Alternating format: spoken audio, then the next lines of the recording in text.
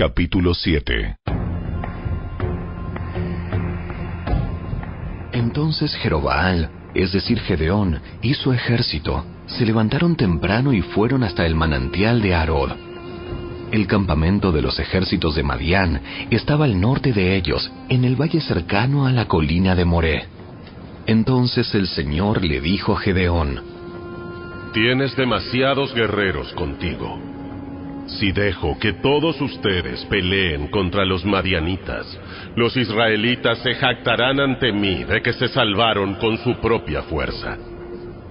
Por lo tanto, dile al pueblo, a todo aquel que le falte valentía o que tenga miedo, que abandone este monte y se vaya a su casa. Así que 22,000 de ellos se fueron a su casa, y quedaron solo 10,000 dispuestos a pelear. Pero el Señor le dijo a Gedeón: Todavía son demasiados. Hazlos descender al manantial, y yo los pondré a prueba para determinar quién irá contigo y quién no. Cuando Gedeón bajó con sus guerreros hasta el agua, el Señor le dijo: Divide a los hombres en 2 grupos. En un grupo, pon a todos los que beban el agua en sus manos, lamiéndola como hacen los perros. En el otro grupo, pon a todos los que se arrodillan para beber directamente del arroyo. Solo 300 de los hombres bebieron con las manos. Los demás se arrodillaron para beber con la boca en el arroyo. Entonces el Señor le dijo a Gedeón: Con estos 300 hombres rescataré a Israel y te daré la victoria sobre los madianitas. Envía a todos los demás a su casa. Así que Gedeón recogió las provisiones y los cuernos de carnero de los otros guerreros y mandó a cada uno de ellos a su casa, pero se quedó con los 300 hombres. El campamento madianita estaba en el valle, directamente abajo de donde se encontraba Gedeón. Esa noche el Señor le dijo: Levántate, desciende al campamento madianita, porque te he dado la victoria sobre ellos. Pero si tienes miedo de atacar, desciende al campamento con tu siervo Fura.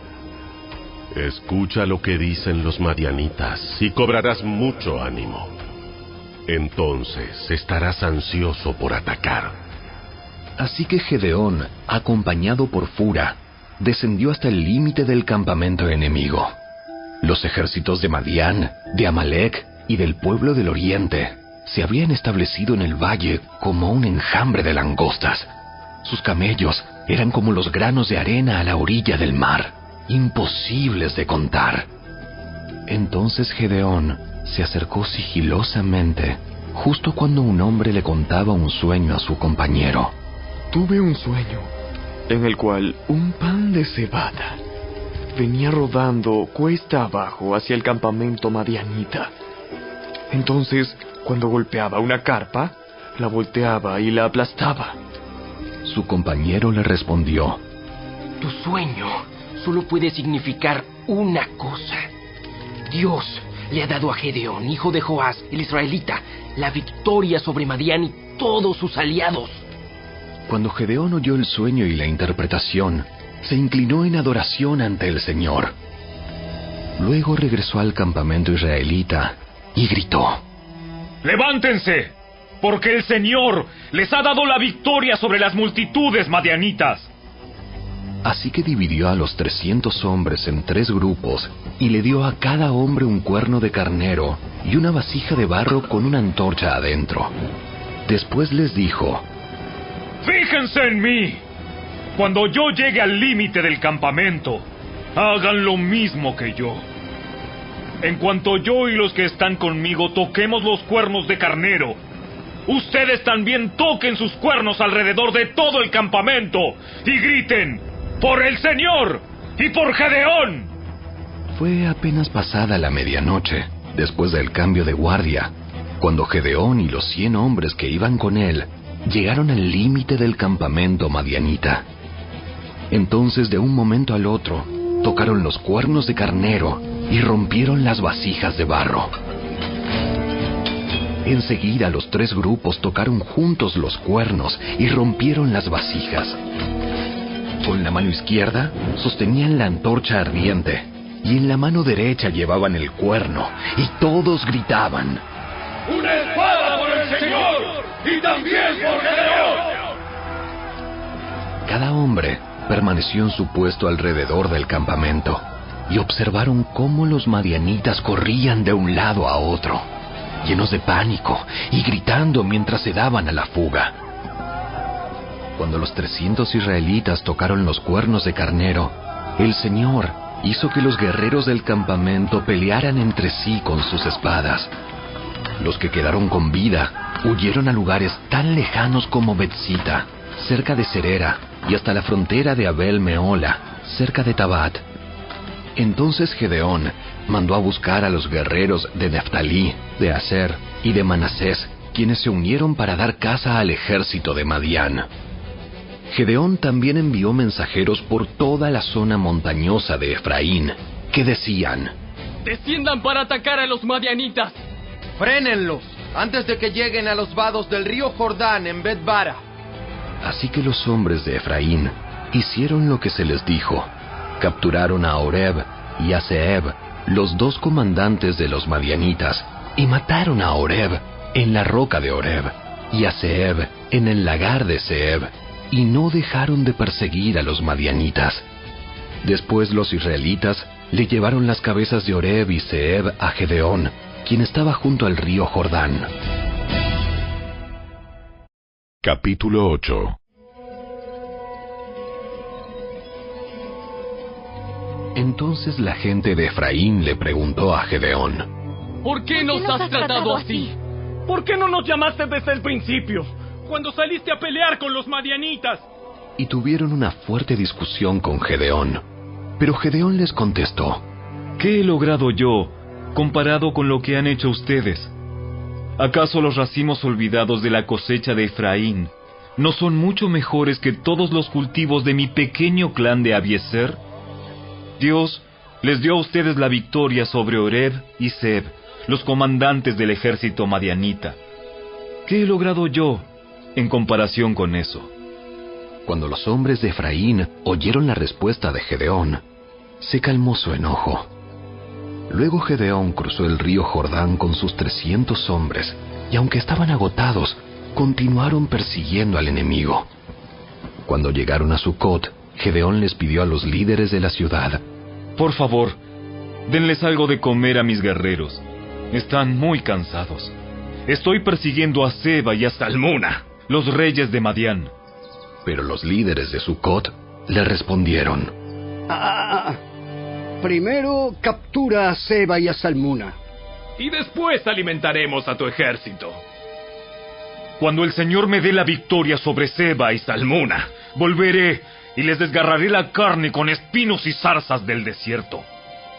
Desde allí, Gedeón subió a Peniel y una vez más pidió alimentos, pero obtuvo la misma respuesta. Así que le dijo a la gente de Peniel: cuando vuelva victorioso, derribaré esta torre. Para entonces, Seba y Salmuna se encontraban en Carcor con unos 15,000 guerreros, que era todo lo que quedaba de los ejércitos aliados del oriente, porque ya habían matado a 120,000. Entonces Gedeón rodeó por la ruta de las caravanas, que está al oriente de Noba y Jocbea, y tomó al ejército madianita por sorpresa. Así que Seba y Salmuna, los dos reyes madianitas, huyeron, pero Gedeón los persiguió y capturó a todos sus guerreros. Después Gedeón regresó de la batalla por el paso de Eres. Allí capturó a un joven de Sucot y le exigió que pusiera por escrito los nombres de los 77 líderes y ancianos de la ciudad.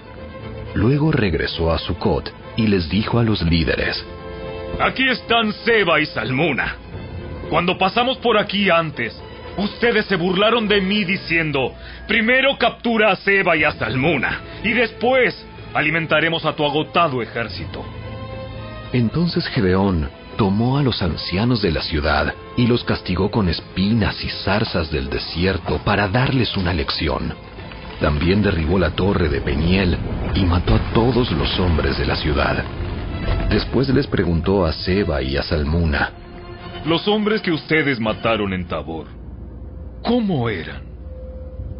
Se parecían a ti. Todos tenían el aspecto de un hijo de rey. Eran mis hermanos, los hijos de mi propia madre. Tan cierto como que el Señor vive, les aseguro que no los mataría si ustedes no los hubieran matado a ellos. Volviéndose a Jeter, su hijo mayor, le dijo: ¡Mátalos! Pero Jeter no sacó la espada, porque era apenas un muchacho y tenía miedo. Entonces Seba y Salmuna le dijeron a Gedeón: ¡Sé hombre! ¡Sé hombre! ¡Mátanos tú mismo! Entonces Gedeón los mató a los dos, y tomó los adornos reales que sus camellos llevaban en el cuello. Entonces los israelitas dijeron a Gedeón: ¡Gobiérnanos! Tú y tu hijo y tu nieto serán nuestros gobernantes. Porque nos has rescatado de Madián. Pero Gedeón respondió: Yo no los gobernaré, ni tampoco mi hijo. El Señor los gobernará. Sin embargo, tengo una petición que hacerles. Que cada uno de ustedes me dé un arete del botín que recogieron de sus enemigos caídos. Como los enemigos eran ismaelitas, todos usaban aretes de oro. ¡Con todo gusto!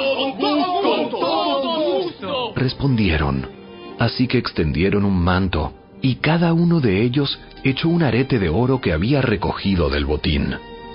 Todos los aretes de oro pesaron unos 19 kilos, sin contar los ornamentos reales, ni los pendientes, ni la ropa de púrpura usada por los reyes de Madián, ni las cadenas que sus camellos llevaban en el cuello. Entonces Gedeón hizo un efod sagrado con el oro, y lo puso en Ofra, su pueblo natal. Pero pronto todos los israelitas se prostituyeron al rendir culto a ese efod, el cual se convirtió en una trampa para Gedeón y su familia.